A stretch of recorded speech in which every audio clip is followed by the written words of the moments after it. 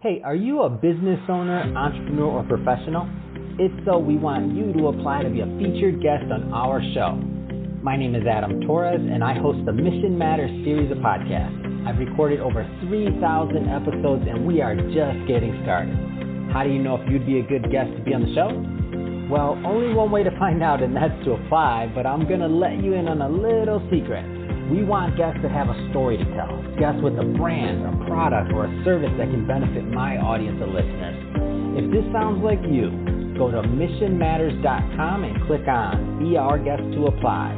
I'd love to talk to you and get to know more about your story. Again, head on over to missionmatters.com and click on Be Our Guest to apply. All right, now let's get into the show. Hey, I'd like to welcome you to another episode of Mission Matters.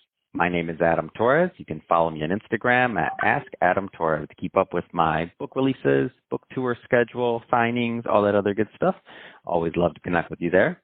And as always, if you'd like to apply to become a co-author of one of my upcoming books, just head on over to the website, missionmatters.com, and click on Become an Author to apply.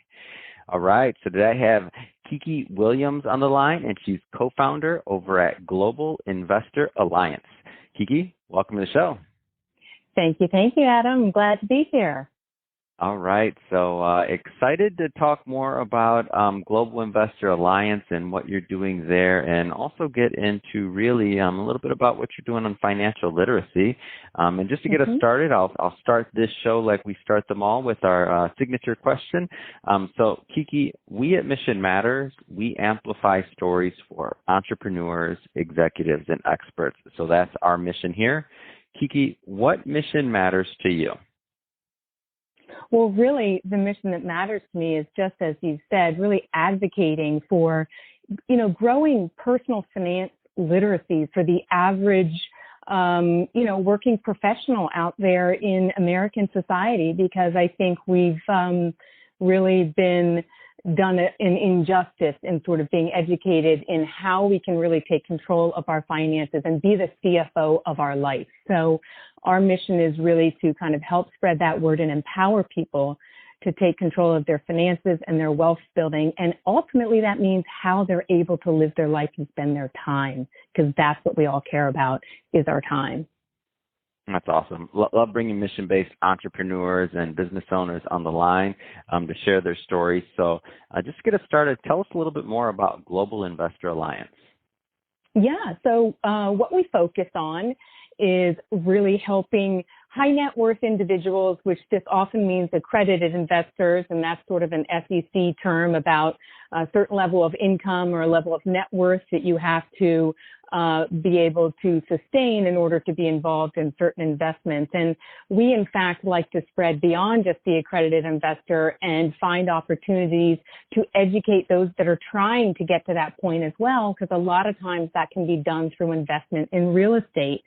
And so that's what we help people get into, is taking control of their wealth by taking it and leveraging what they have in their 401k, leveraging what they have in their savings, and putting them into stable, solid returning real estate investments, and gaining the competence and confidence to do this on a regular basis, because this is what we have found is the most sustainable, tax-friendly way to build long-term wealth. And so we do it through 3 avenues. We provide online education. So we've got a portal that people can subscribe to and sort of self-pace their education. We also have sort of community that we meet up as a community, either virtually or physically on a quarterly basis to, share and collaborate, right? We elevate each other together. And then one-to-one coaching, because a lot of times, we get into analysis paralysis and we sort of, fear holds us back, or uncertainty. And oftentimes you really just need that one-to-one mentorship to kind of soundboard it, strategize it, walk it through, and give you the confidence to take action, because that's where the change happens, in the action. What type of clients do you feel typically get the most value out of working and connecting with Global Investor Alliance? Because at the end of this, I'll give you, of course, opportunity to leave website and contact info, that kind of stuff. But who normally gets the most value? Yeah, well, we serve investors as it says in the name globally. And really, so my partner, he's British American, I'm American. And so we often end up, because we're big travelers ourselves, we end up serving English speaking people around the world. So we do have clients that are members in our group that are American, Canadian, Australian, New Zealand, English, French, and like Singapore are the kind of the countries that are off the top of my head.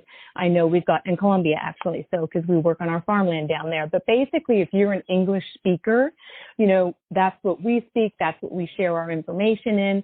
And so that's going to be of value to you anywhere in the world because our investments are also both U.S. and global.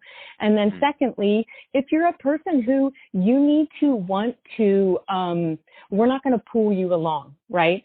So we're going to support you and so forth, but we're not going to convince you that a multifamily real estate or farmland is the right thing for you. If you're seeking the knowledge and you're saying, hey, I understand that this is a good path to go on, but I need some help getting educated. I need to, like any smart person does, right? Get some mentorship, get some coaching, get some guidance, build my knowledge base. Then we're going to be a group for you and you're going to love it because everybody in the group elevates each other. It's a lot of working professionals, entrepreneurs, business owners that just don't have the time to go do the active due diligence that my partner and I do on behalf of our group.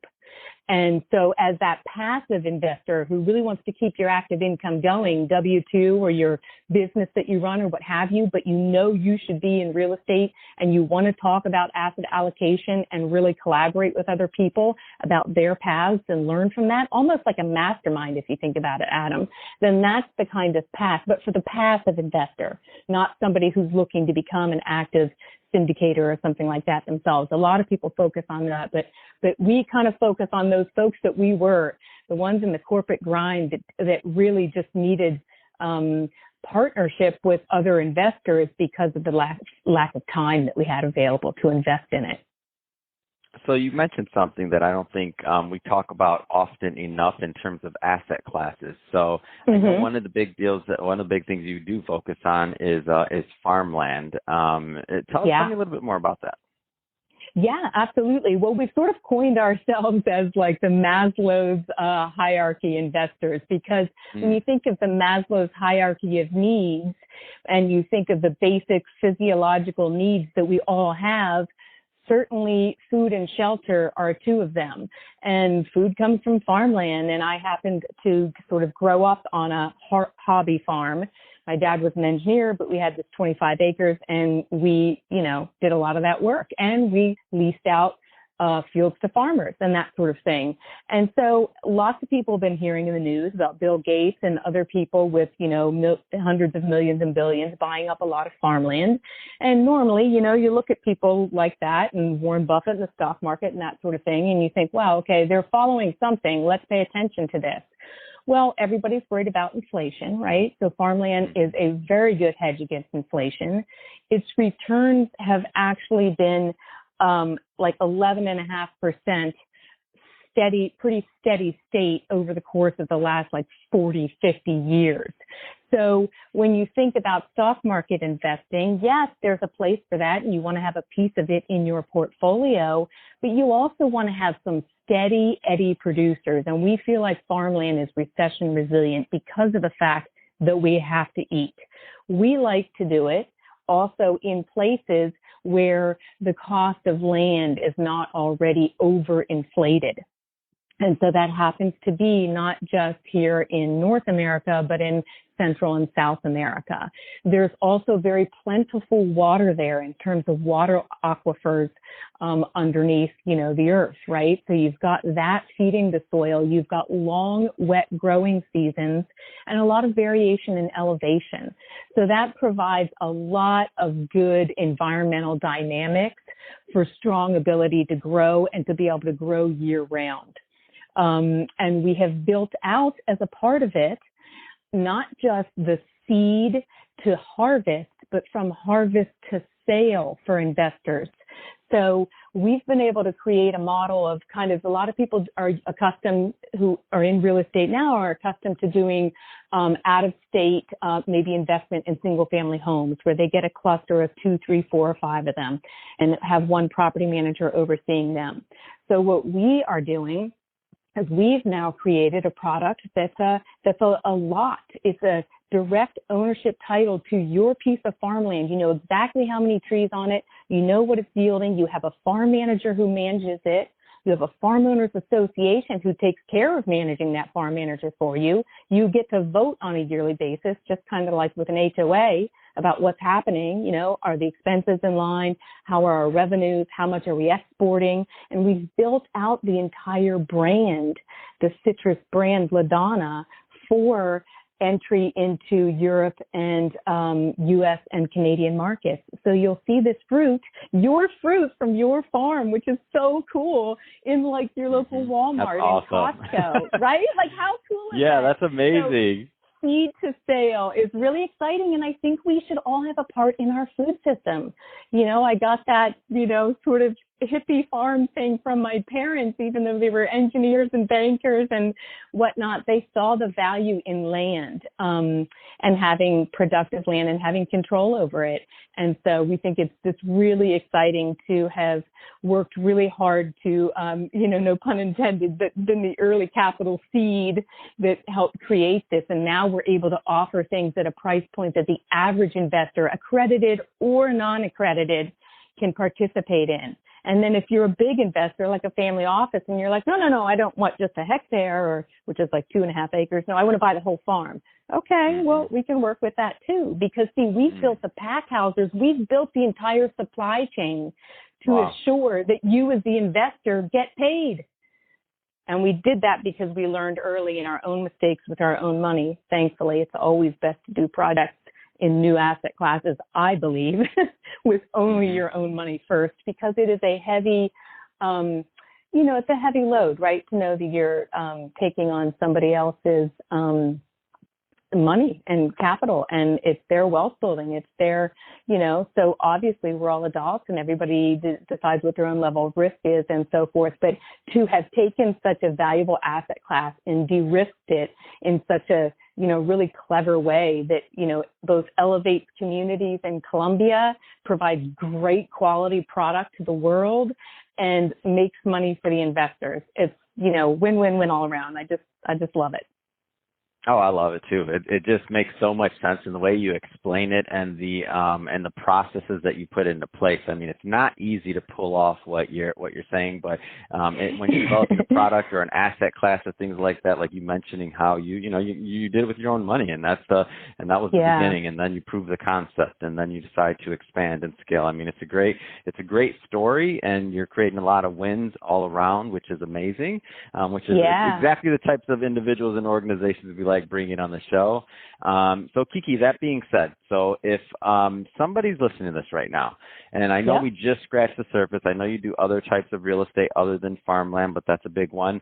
If somebody's listening to this and they want more information and they want to connect, to follow up with you and your team, to learn more, whether it's the educational side or the investing side or any of that that we spoke of today, what's the best way for them to do that?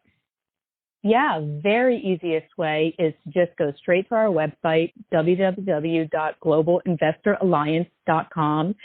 And right there on that homepage, somewhere on that page, you'll see an orange button, book a call, book a strategy call.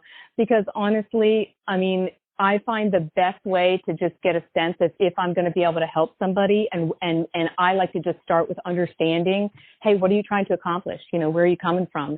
So to book that call and spend 20, 30 minutes having a chat is always the best way to find out if the things in our group that we offer are able to help you get where you want to go. And I mean, that's what it's about. And you'll get lots of sort of collaboration and brainstorm along the way. And hey, it's an investment of your time, and you should be investing that in yourself. So that's the easiest way to do it. You can find me on LinkedIn. I'm sure you'll put that stuff in the show notes, but you know, get on my calendar and let's have a conversation. If you want to go through the website, how it works is a great page that kind of like gives you an overview. Some people like to spend time doing homework first. Others like to just hop on the phone. I'm open to either one. Fantastic. Well, Keke, it's been a pleasure having you on the show today and learning more about how you're helping investors and clients and really just educating people at the same time. I mean, it's great, again, great mission. And to the audience, as always, thank you for tuning in. Hope you got a lot of value out of this. Hope you learned a lot. If you did, don't forget, hit that subscribe button. We definitely want you to be a return listener and a return visitor. We have many more mission-based entrepreneurs and businesses coming up for you, and we don't want you to miss a thing. And Keke, thank you again for coming on. Again, it has been a pleasure. You bet, Adam.